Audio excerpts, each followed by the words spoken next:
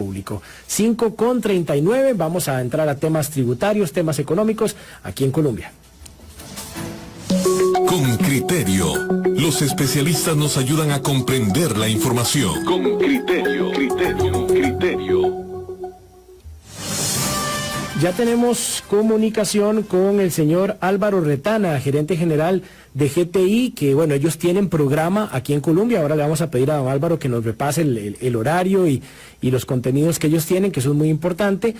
Son buenos amigos de la casa y hoy es 14, debe haber mucha gente corriendo con respecto a la declaración del IVA y otras cosas, pero como parte de las obligaciones tributarias, este 15 de enero hay alrededor de 450,000 contribuyentes que deben presentar su primera declaración del impuesto sobre valor agregado, así como el pago correspondiente de este. Y en esta oportunidad muchos deben incluir en el documento tributario el pago de proporcionalidad.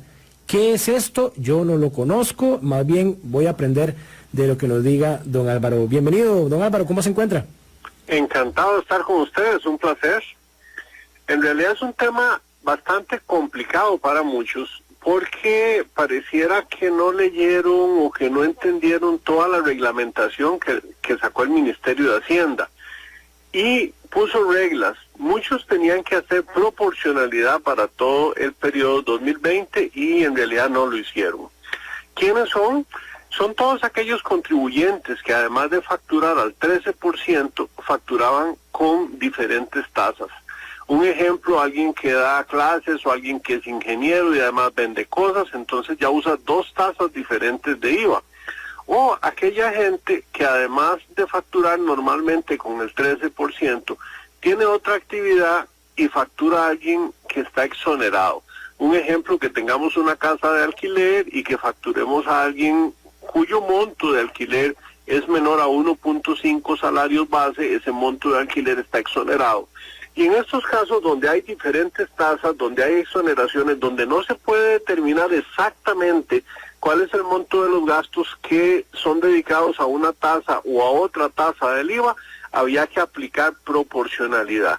Mucha gente se está dando ahora, al final del cierre del periodo, que tuvo que hacerlo, y la tarea es bastante tediosa porque debería eliminar todas las declaraciones que hizo y hacer declaraciones correctivas de cada uno de los meses hasta llegar al mes actual.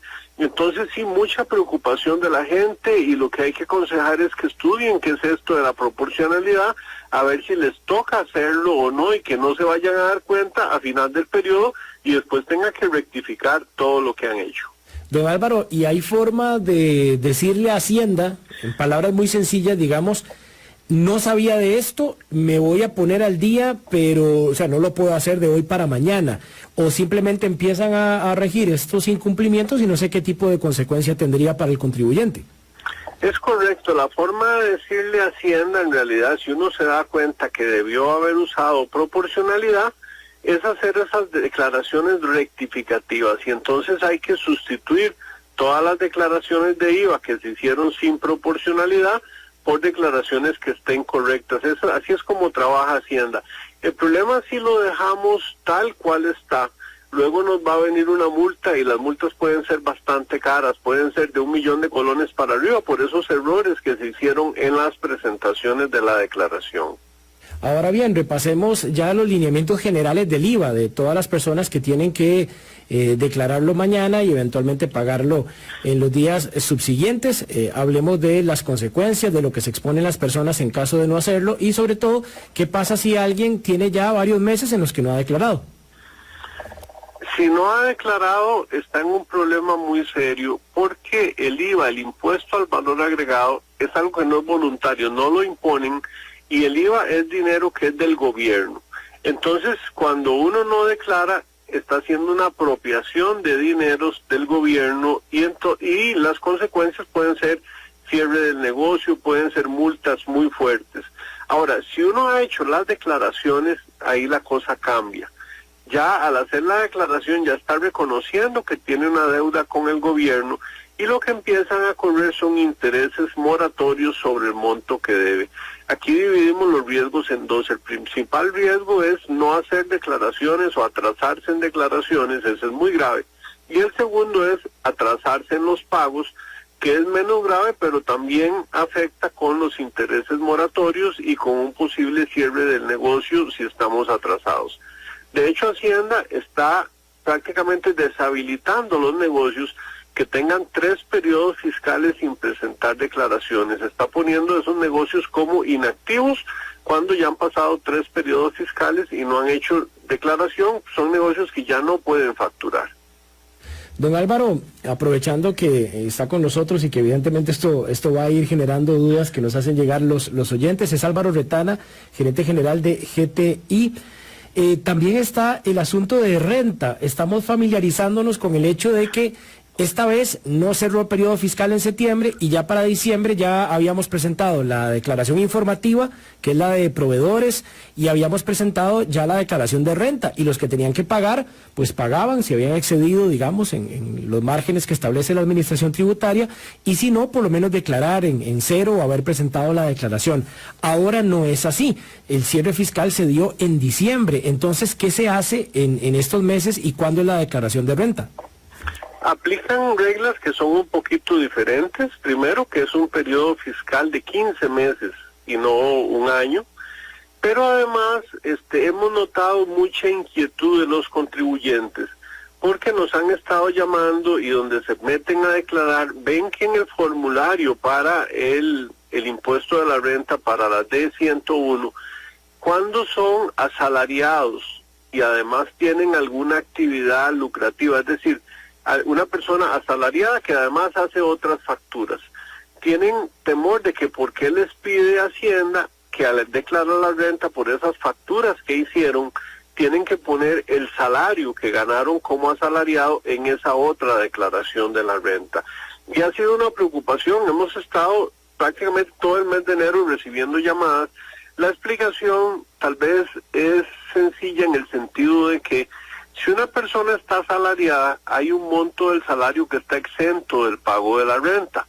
Pero cuando tiene 2 actividades, es asalariado y además tiene una actividad lucrativa por la cual hace facturas, esa actividad queda eliminado lo exento que tenía de la renta. Si fuera solo una actividad, las 2 tienen una exención, pero cuando hace 2, en la segunda se elimina. Y el concepto de Hacienda es ya le hicimos una ayuda en la primera actividad, pues en esta segunda no tiene ayuda. Desde que empieza a pagar el 10% de la renta y luego va con los niveles para las diferentes tasas de renta que tiene esta segunda actividad.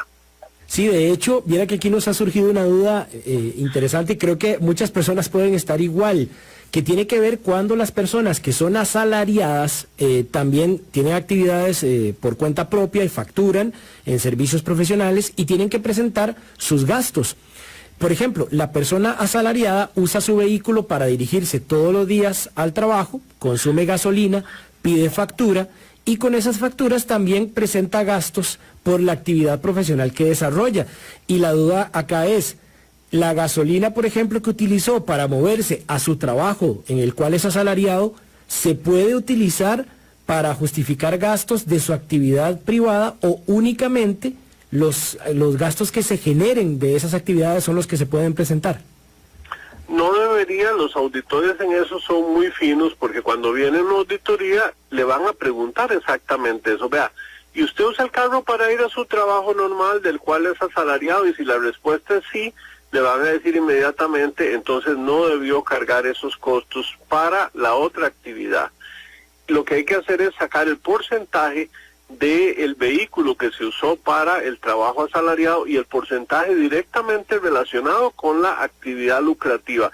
Y esto rige para todos. Si usted tiene una oficina en la casa y la oficina la usa parte para el trabajo como asalariado y parte para la actividad lucrativa, usted sí podría cargar ese gasto de alquiler o ese gasto de la oficina, pero tiene que ser proporcional. Hay que tomar los metros cuadrados de la casa y sacar lo que representa esa oficina y sacar el porcentaje de ella que lo está usando para la actividad lucrativa, si no, tiene problemas cuando le hagan una auditoría.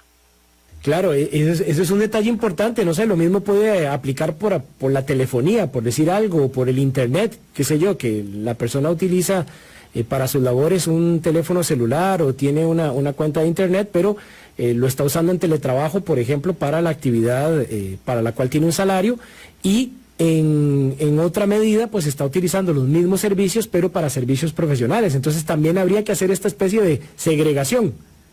Es correcto, en todos los gastos hay que hacer el cálculo porcentual de cuánto es en realidad lo que se ocupa de ese teléfono, de ese vehículo, de esa oficina, del alquiler de la casa, para la actividad lucrativa que está facturando. Don Álvaro, ¿qué pasaría si alguna persona trata de incluir estos gastos no válidos en todo este proceso? Usted nos decía que se le va a rechazar, pero ¿hay alguna multa o alguna otra sanción? Y las multas son terribles, le cuento. Si le llegan a hacer una auditoría y demuestran que las declaraciones estuvo mal, entonces lo que presume la autoridad presupuestaria es que hubo de parte de uno negligencia en la presentación de los datos, y las multas van a ser de que ahora no hay que pagar lo que quedó debiendo, sino empieza pagando el doble. La multa es el doble de todo lo que se le encuentre. Don Álvaro, como siempre, ha sido muy amable. Este tema nos va a dar para más, indudablemente, de aquí a que se acerque ya la declaración y los pagos del impuesto de renta, pero creo que ahora hemos abordado algunos puntos pues muy interesantes, y recordarle a todas las personas dos cosas. Primero, que mañana es la fecha para la declaración del IVA, y segundo, que pueden acudir a ustedes en caso de dudas también, incluso con consultas de manera gratuita. Con todo gusto estamos para servirle. Nuestro contact center 2105-4400. Llamen y con todo gusto los atendemos. Muchas gracias, don Álvaro. Estamos para servirle, que la pasen bien. Ahí está Álvaro Retana, el gerente general de GTI, que ellos tienen programa todas las semanas aquí también en Colombia, se llama Cuentas Claras, para que lo puedan sintonizar e ir sacando este tipo de dudas siempre del tintero. Vamos a hacer una muy breve pausa, la última ya de Noticias Colombia, y venimos con el cierre. Vamos a comerciar.